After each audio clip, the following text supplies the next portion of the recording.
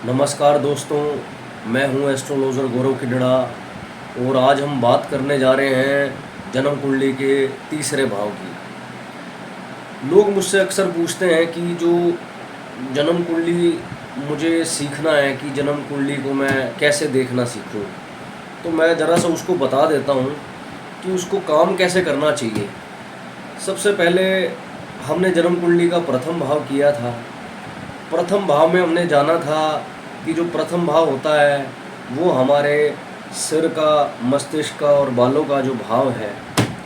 उसके बाद हम दूसरे भाव में आए थे और हमने कहा था कि जो जो दूसरा भाव है वो हमारे चेहरे को, हमारी आँख को, नाक को और मुंह को बताता है। इसके बाद हम आज बात कर रहे हैं तीसरे भाव की। जो तीसरा जो भाव है वो हमारे कान, हमारे शोल्डर जो हो गए, ये जो गर्दन है, दूसरा और तीसरा भाव मिल करके ये गर्दन को बताएगा। हमारे जो हाथ हैं उसको बताएगा और जो हमारी जो छाती का ऊपर का जो हिस्सा है या जो श्वास नली है उसको बताएगा, फेफड़ों को बताएगा। तो इस प्रकार से एक सीक्वेंस है कि इंसान को जब जन्म कुंडली के बारे में, जब वो कोई जन्म कुंडली से रिलेटेड, एस्ट्रोलॉजी से रिलेटेड कोई चीज़ सीख रहा हो तो उसको ऐसे सीखना चाहिए उसे। तो आज मैं एक माइक का यूज़ करूँगा कुछ आपको बताने के लिए, ताकि मैं देख सकूँ कि माइक से जो रिकॉर्डिंग है वो कैसी होती है। आइए देखते हैं कि थर्ड हाउस के जो कारक हैं वो क्या क्या हैं। नमस्कार दोस्तों, मैं हूं एस्ट्रोलॉजर गौरव किडड़ा और आज हम जानेंगे कि जन्म कुंडली का जो तीसरा भाव है वो क्या बताता है। जन्म कुंडली के तीसरे भाव के कारक तत्व क्या क्या हैं। दोस्तों, जन्म कुंडली का जो तीसरा भाव है वो हमारे छोटे भाई बहन को बताता है। वो क्यों बताता है? ये जो चौथा भाव होता है ना, ये देखिए जो कर्सर मूव कर रहा है, ये चौथा भाव है, ये हमारी माता जी का भाव है। और किसी भी भाव से 12वां भाव उसके भोग विलास का भाव है। अब ये माँ के भोग विलास से एक और संतान हुई, यानी कि वो हमारा छोटा भाई या बहन पैदा हुआ।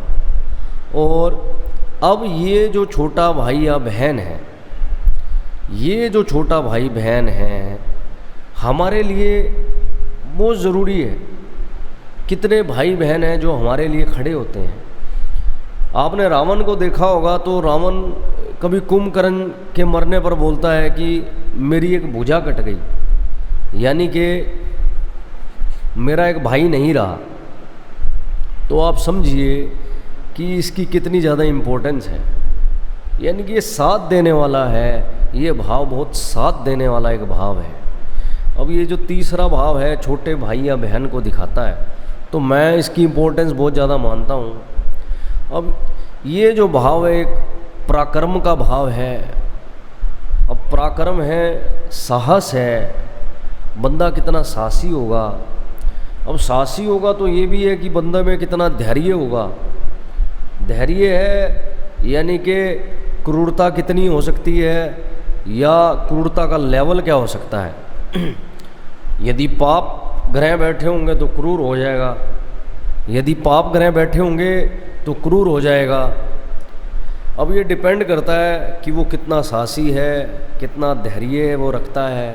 ये डिपेंड करता है कि वहाँ पे ग्रह कौन से बैठे हैं। दोस्तों, ये भाव पुरुषार्थ का है। कितनी मेहनत करता है इंसान, एफर्ट कितने मारता है। ये संघर्ष का है कि कितने संघर्ष कर रहा है यार इंसान, एक अपनी ज़िंदगी के अंदर एफर्ट लगा रहा है, संघर्ष कर रहा है। ये हमारे भाई बहनों के बाद ये हमारे मित्रों का है। मैं अपने घर से जब बाहर निकलता हूँ, ये जो चौथा घर है, ये मेरा जो घर है, मैं जब बाहर निकलता हूँ यहाँ से, तो मुझे कोई मित्र मिलते हैं तो ये मित्रों का है, मुझे पड़ोसी मिलते हैं ये उनका है, मेरे कोई नौकर हैं या नहीं है, नौकरों के साथ कैसे संबंध होंगे, तो ये उसको ही बताता है। किसी भी प्रकार की जो कम्युनिकेशन है, जो मैं डील करता हूँ, ये उसको बताता है।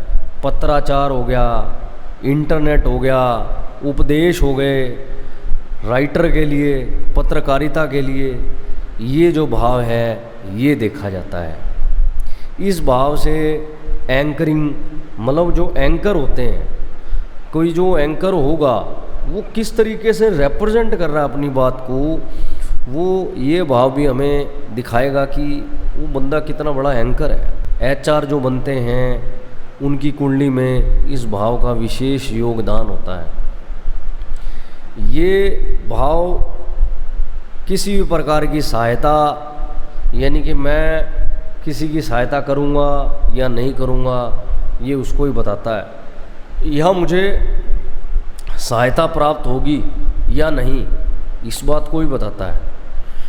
ये छोटी यात्रा बताता है, घर के बाहर है तो एक यात्रा हुई जो छोटी यात्रा बताता है। यातायात या परिवहन, यानी कि यातायात के जो साधन होते हैं, जिनके टूर और ट्रैवलिंग के काम हैं, ये उसको बताता है। अब ये वादन को बताता है यार, गायन वादन को। आपने वादन देखा होगा, हाथ की उंगलियां चाहिए भाई। अपना जो हाथ का जो भाव है वो ये भाव है, ये उसको बताता है कि बंदा कितना बढ़िया उस संगीत को बजा लेगा, समझ रहे हो। और ये गले को क्योंकि कनेक्ट करता है, और गला छाती से कनेक्ट होता है तो एक आवाज़ निकलती है, तो ये गायन में भी इसका बड़ा रोल है। दूसरा तीसरा भाव मिल करके ये एक गायन विद्या को भी दिखाते हैं। और अगर मैं बात करूं, ये एक डांसर के लिए बड़ा इम्पोर्टेंट भाव है यार। जो डांसर होता है, नृत्यकार, बिना अपने भावों को दिखाए, बिना अपने एक्सप्रेशन को बताए, जो डांसर होता है वो काम नहीं कर सकता। ये जो कोई बहुत अच्छा डांसर होगा उसके लिए ये भाव बड़ा विशेष होगा। आभूषणों को दिखाता है ये भाव कि बंदा कितने आभूषणों से प्यार करता है। ये गले के आसपास जैसे जाता है ये भाव, तो जो स्त्री हो या पुरुष हो, बड़े गोल्ड के चैन डाले हुए दिखेंगे आपको। ये भाव बड़ा एक्टिवेट रहता है उनका। ये भाव जो होता है हाथ को दिखाता है। हमारा जो हैंड होता है, हमारा जो हाथ की ताकत, बाजू, कंधे, ये शोल्डर को दिखाता है हमारा भाव कि बंदे का शोल्डर कितना मजबूत है, ठीक है। शक्ति को दिखाता है ये भाव। अब ये भाव अगर कंधे, शक्ति, बाजू को दिखा रहा है तो ये भाव यकीन मानिए किसी रेसलर के लिए बड़ा इम्पोर्टेंट भाव है। ये जो भाव है, अगर मैं कहूँ कि कोई क्रिकेटर हो, वो बैटिंग करता है जैसे, तो उसके लिए बड़ा इम्पोर्टेंट है। ये जो भाव है हमारी शक्ति का प्रतीक है, ये भाव बल का प्रतीक है। ये भाव कान को दर्शाता है। ये कान को जब दर्शाता है तो हम ये समझ सकते हैं कि बंदा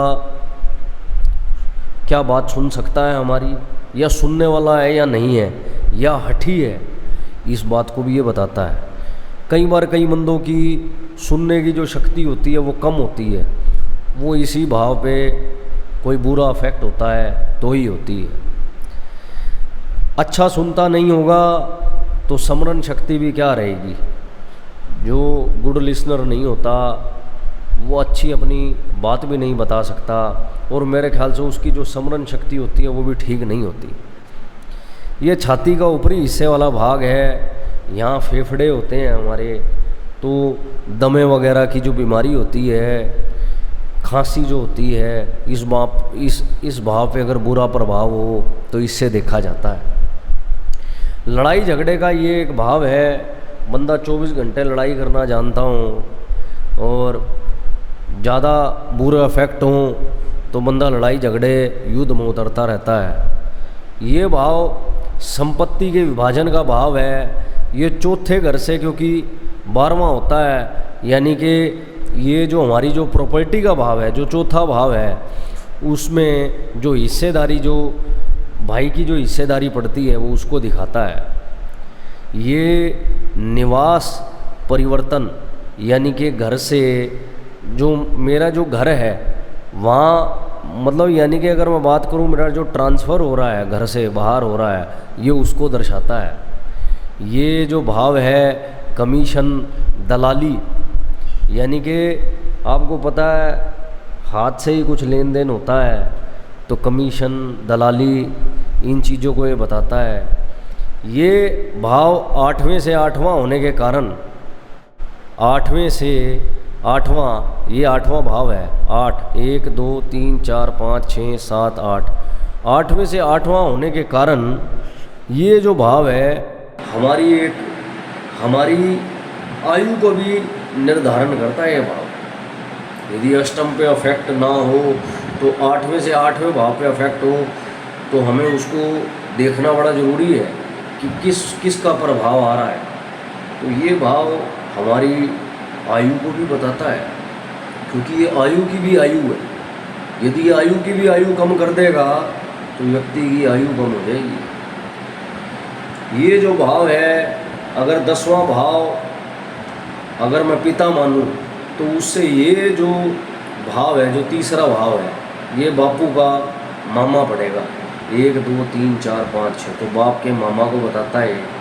ये भाव माँ के चाचा को बताता है। इस प्रकार से ये जो मैंने है अभी थोड़ा जल्दी में बताया है, क्योंकि अभी हम सिर्फ थोड़ा सा कारक तत्व के बारे में बात कर रहे हैं। अब ये जो भाव है, इस भाव के हिसाब से हम कुछ कुंडली भी देख सकते हैं। जैसे ऋतिक रोशन है, वो एक बहुत बड़ा डांसर क्यों है। गौतम गंभीर है, वो एक क्रिकेटर है, आईसीसी टूर्नामेंट में उसने बहुत बढ़िया किया है। क्या उस पर कोई इफेक्ट है क्या तीसरे घर का? तो इनसे हम ये बहुत चीज़ें देखते हैं। हिटलर हो गया, वो हिटलर क्यों बना? क्या ऐसा कोई अफेक्ट तीसरे भाव पर था क्या? तो बहुत सी ऐसी चीज़ें हैं कि जिससे ये जो भाव है हमें बताता है। इस भाव से हमें बहुत जानकारी मिलती है। दोस्तों, तीसरे भाव से रिलेटेड मैं कुछ जन्म कुंडलियाँ आपको दिखाना चाहूँगा। इनमें से पहली जो जन्म कुंडली है वो ऋतिक रोशन की है। दोस्तों, ऋतिक रोशन का वृश्चिक लगन है, और मैं क्योंकि अभी तीसरे भाव की बात कर रहा हूँ, तो देखिए यहाँ तीसरे भाव में शुक्र बैठा हुआ है। कला का मालिक शुक्र बैठा हुआ है, जिसको चंद्रमा देखता है। और जो शुक्र है वो लगभग 16 डिग्री पे है और चंद्रमा लगभग 15 डिग्री पे है। मतलब आप इस आदमी के बारे में बोल सकते हैं कि ये जो कलाकारी है, तीसरे भाव ने इसको क्या कलाकारी बख्शी है। जो ये स्टेप मारता है, तीसरा भाव जैसे हाथ का होता है, और जो इसने जो कहो ना प्यार है में जो स्टेप मारा था, जो आप याद भी रखते हैं, तो वो एक जो डांसिंग एबिलिटी है इस पर्सन की, वो इस तीसरे भाव से दिखती है।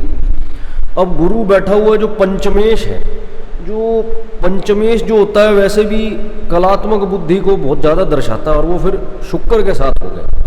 तो देखिए ये एक कॉम्बिनेशन है थर्ड हाउस का जो दिख रहा है, गुरु और शुक्र का, और सामने चंद्रमा देख रहा है उसे।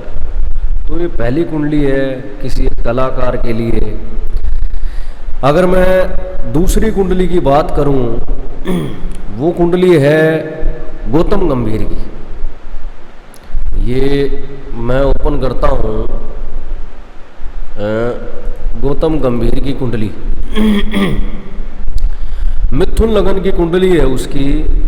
और आप देखिए कि ये जो सिंह राशि है उसमें मंगल बैठा हुआ है, यानी कि मंगल, मिथुन लगन में जो मंगल है ये सबसे बढ़िया पोजीशन में है मिथुन लगन के लिए।